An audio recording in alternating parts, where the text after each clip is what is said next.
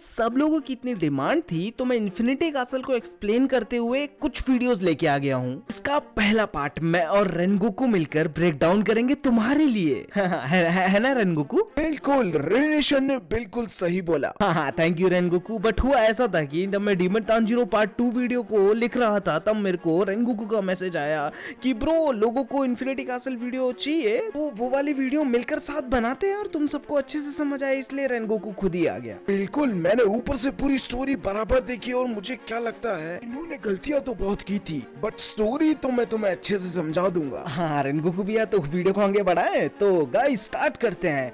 Introducing infinity castle arc Rengoku. हाँ, जहाँ main लड़ाई चालू होने से पहले हम एक मागा पैनल में देखते हैं कि कैसे तांजीरो जेनोसुके से बात करने का ट्राई करता है, जहाँ तांजीरो से पूछता है कि यार तुमने जो पत्थर हटाना था वो हटा लिया, जिस चीज पे जेनोसुके बहुत ज्यादा सीरियसली बोलता है कि नहीं और मैं ये नहीं करने वाला। जहाँ तांजीरो जेनोसुके को ये बताता है कि वो नेक्स्ट ट्रेनिंग में जाने वाला है और वो जेनोसुके की काफी फिक्र में है क्योंकि जेनोसुके ने काफी समय से उससे बात नहीं की, जिस चीज पे जेनोसुके बड़ा ही कोल्डली जवाब देता है गुड लक ओके।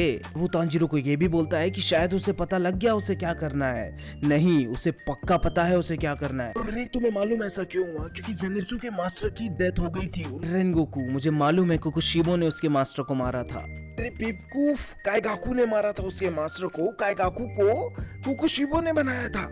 हाँ, मतलब उसका मतलब वही हुआ ना, इवेंचुअली कोकोशिबो की वजह से ही मरे ना उसके मास्टर। या जो भी है, बट इसके बाद हम देखते हैं एक सीन जिसमें ग्यू और सानामी बहुत फ्यूरियसली लड़ाई कर रहे थे। यार मेरी बात मानो, अगर ग्यू और सानामी की लड़ाई होगी ना, सानामी बहुत इजीली जीत जाएगा। वो आदमी इतना ज्यादा गुस्सैल है। रेनगोकू, मैं कुछ समझा रहा हूँ इधर लोगों को। हाँ, तो तांजीरो देखता है कि कैसे सानामी और ग्यू की बहुत फ्यूरियस फाइट चल रही है, जिस चीज के बीच में तांजीरो आके उन दोनों को रोक देता है। जहाँ सानामी बहुत ज्यादा गुस्से में कहता है तू कीड़े, तुझ जैसा कीड़ा मुझे रोकेगा। जहाँ तांजीरो सानामी को बोलता है कि नहीं बस मैं तो सिर्फ थोड़े से उहागीज शेयर करने आया था, मुझे पता है आपको पसंद है। जिस चीज पे सानामी थोड़ा कंफ्यूज हो जाता है, पर तांजीरो से समझाता है कि जब भी आप आसपास रहते हो मुझे उहागीज की स्मेल आती है आपसे। जिस चीज को सुनकर ग्यू भी शॉक हो जाता है कि सानामी को उहागीज पसंद है। रेनगोकू, कहाँ गए तुम? तुम्हें क्या लगता है, तुम्हें पता था इस बारे में? तुम्हें क्या लगता है मुझे इतनी सी बात नहीं मालूम होगी? सानामी और हम बहुत अच्छे दोस्त थे। अक्सर वो काफी गुस्से में रहता था, बट हम काफी बार बैठकर साथ में हॉगीज खाते थे। मतलब मैं तुम्हारी बात मानना तो चाहता हूँ, पर सानामी के साथ बैठकर खाते थे। ओके। बट हाँ, उस सीन के बाद सानामी तांजीरो को बहुत जोर से घुसा मारता है और वहां से चला जाता है, जहाँ ग्यू तांजीरो को बताता है कि सानामी बहुत ज्यादा गुस्से में कहीं चला गया है, बट वो मोस्टली ऐसे ही रहता है गुस्से में। जिस पॉइंट पे तांजीरो पूछता है कि तुम दोनों पर लड़ क्यों रहे थे, आप दोनों लड़ क्यों रहे थे, जहाँ ग्यू बताता है नहीं ये तो सिर्फ एक पिलर ट्रेनिंग का पार्ट है जहाँ दो हाशिरास एक दूसरे से लड़ते हैं। हाँ यार, हाशिरा ट्रेनिंग की तो याद मुझे भी आती है। मतलब मैं कितना ज्यादा मजा करता था उस ट्रेनिंग में। हाँ बिल्कुल रेनगोकू, बट यहाँ इस सीन में हम देखते हैं कि कैसे ग्यू फिर बताता है तांजीरो को कि नेक्स्ट टाइम वो पक्का, अब उसे पता लग गया है सानामी को क्या पसंद है, तो लड़ाई से पहले, कभी भी फाइट से पहले उसे उहागी पक्का देगा, जिससे शायद वो लोग दोस्त बन जाएं और उनके बीच का थोड़ा सा गुस्सा कम रहे। अरे हाँ, क्या मैंने तुम्हें बताया कि सानामी को ग्यू कभी पसंद नहीं था?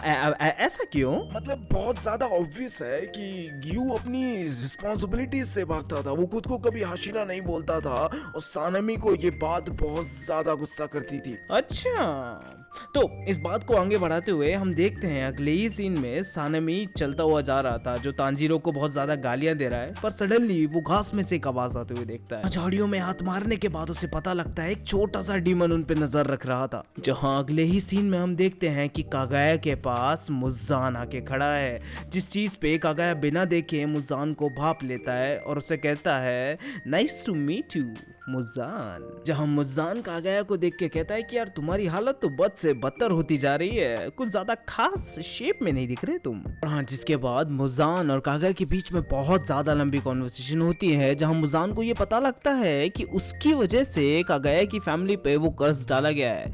माने मुजान और कागाया सेम ब्लड लाइन से हैं और मुजान के होने की वजह से कागाया की ब्लड लाइन को एक गंदा सा श्राप मिला है, जिसकी वजह से उनकी फैमिली में कोई भी लड़का या बच्चा लंबी उम्र के लिए बच ही नहीं पाता।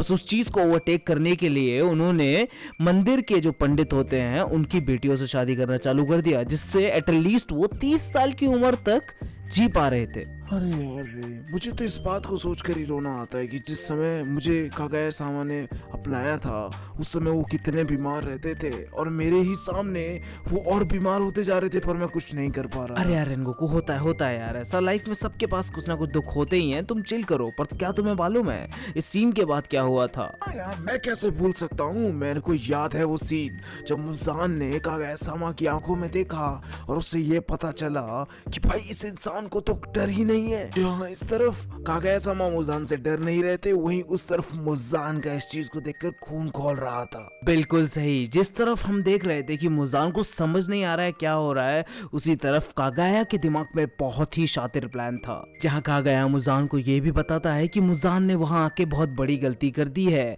कागाया के मरने से डीमन स्लेयर कॉर्प को कुछ भी नहीं होने वाला। वो सारे के सारे हशीरा इंडिपेंडेंटली मुजान का खात्मा करने ही वाले हैं। जिस पॉइंट पर मैं भी सोचने में पड़ गया था कि यार अधमरे कागाया के पास ऐसा क्या है जो इतना चौड़ा हो रहा है, क्योंकि सारे के सारे डीमन स्लेयर्स उबिशिके मेंशन से बहुत ज्यादा दूर थे। इस पॉइंट पे हमें पता लगता है कि कागाया ने पूरे के पूरे मेंशन में बहुत ज्यादा एक्सप्लोजिव्स भर रखे हैं और वो अपने साथ मुजान को मारना चाहता था। और इस पॉइंट पर होता है डीमन स्लेयर की हिस्ट्री में सबसे ज्यादा गेम चेंजिंग मूवमेंट। कागाया अपनी फैमिली में 2 बच्चियों, अपनी बीवी और मुजान को लेकर उस पूरे मेंशन को बॉम्ब से उड़ा देता है। जिस पॉइंट पे थोड़े ही सेकंड्स पहले क्रोस के थ्रू सारे डीमन स्लेयर्स को अलर्ट भेज दिया गया था उबिशिके मेंशन पर अटैक का, बट सैडली वहां कोई नहीं पहुंच पाया। यार रे, मुझे बहुत दुख है कि मैं काजा से हार गया, क्योंकि अगर शायद मैं नहीं हारता तो शायद मैं मास्टर कागाया को बचा लेता, शायद मैं उस पॉइंट पर जल्दी पहुंच जाता। बट मास्टर कागाया की एक और आदत थी कि उबिशिके मेंशन में कोई भी डीमन स्लेयर या गार्ड नहीं रखना अलाउड था। रेनगोकू, मतलब कोई गार्ड नहीं से क्या मतलब है तुम्हारा? मतलब हम सारे डीमन स्लेयर्स को उबिशिके मेंशन के आसपास रहना अलाउड ही नहीं था गार्डिंग के लिए। वैसे तो रह सकते हैं, बट कोई गार्ड या एक्स्ट्रा सिक्योरिटी नहीं अलाउड थी। ओह, तो शायद कागाया का ये स्टार्टिंग से ही प्लान था। शायद कागाया और उसकी पुरानी फैमिली इसी ही मोमेंट का वेट कर रहे थे कि मुजान कब उनसे लड़ाई करने आए और वो अपने साथ मुजान को लेके मर जाए। बट उसका कुछ ज्यादा खास फायदा होता नहीं, क्योंकि उबिशिके के मरने के बाद, मतलब कागाया के मरने के बाद, मुजान वापस हील करने लगा था। वो ऑलमोस्ट हील कर ही गया था। उस पॉइंट पर इस पूरी सीरीज को चेंज करने वाली और one of the main character जिसे मैं मानता हूँ वो आती है। तमायो की एंट्री से जस्ट पहले मुजान को एक्यूपंक्चर करके, मतलब स्पाइक्स के अंदर फंसाकर रोक लिया जाता है और तमायो आते ही अपने फिस्ट के, अपने मुक्के के थ्रू मुजान के अंदर बहुत सारे लिक्विड्स इंजेक्ट कर देती है। जिस पॉइंट पे मुजान तमायो को देख के शॉक तो होता ही होता है, प्लस वो तमायो को ये भी बोलता है कि जो सब तुम्हारे साथ हुआ उसमें मेरी कोई गलती नहीं थी, तुम्ही को डीमन बनना था और तुम्हारी फैमिली की मौत का कारण भी तुम ही हो। जहां एट द एंड आंसर यही निकला कि तमायो बोलती है कि भाड़ में जा साले, तू मेरे साथ ही मरेगा। और वो ग्योमे को रिक्वेस्ट करती है कि ग्योमे जल्दी मुजान का सर काटो। जिस पॉइंट पे आउट ऑफ नोवेयर ग्योमे आके मुजान का सर काट देता है और उसे तुरंत ही पता लग जाता है कि मुजान सर कटने की वजह से नहीं मर सकता। वो ऑन द स्पॉट अपना सर वापस सेकंड्स में उगा लेता है। जहां मुजान ग्योमे पे बहुत फ्यूरियसली अटैक करता है, बट उसी पॉइंट पर सारे डीमन स्लेयर्स आ जाते हैं। सानामी आकर मुजान को बहुत जोर से चिल्ला के गाली देता है कि माँ के, और साथ ही साथ दूसरे डीमन स्लेयर्स भी अपना अपना ब्रीदिंग स्टाइल जस्ट ऑन ही करने वाले होते हैं और उस टाइम मुजान उन सबको इन्फिनिटी कासल में टेलीपोर्ट कर लेता है। अरे अरे अरे भाई, बात सुन। हाँ, अब क्या हो गया? मुझे लेट हो रहा है, मुझे ऊपर से कॉल आ रहा है यार। मतलब इसका क्या मतलब इन सब लोगों को अब आगे की वीडियो नेक्स्ट पार्ट में बताऊं? हाँ, और अगर वीडियो पसंद आई है अभी तक की तो रिलेशन को सब्सक्राइब कर लो यार, अच्छा बंदा है। हाँ, आप ज्यादा मक्खन मत लगा। एक्चुअली ये सही बोल रहा है गाइस, अगर वीडियो पसंद आई तो सब्सक्राइब कर दो। बाकी तुम मेरा दूसरा कंटेंट भी चेक कर सकते हो, मैं व्हाट इफ कंटेंट भी बहुत अच्छा डालता हूँ। बाकी मिलते हैं इस वीडियो के सेकंड पार्ट में, तब तक के लिए सायोनारा, हasta la vista।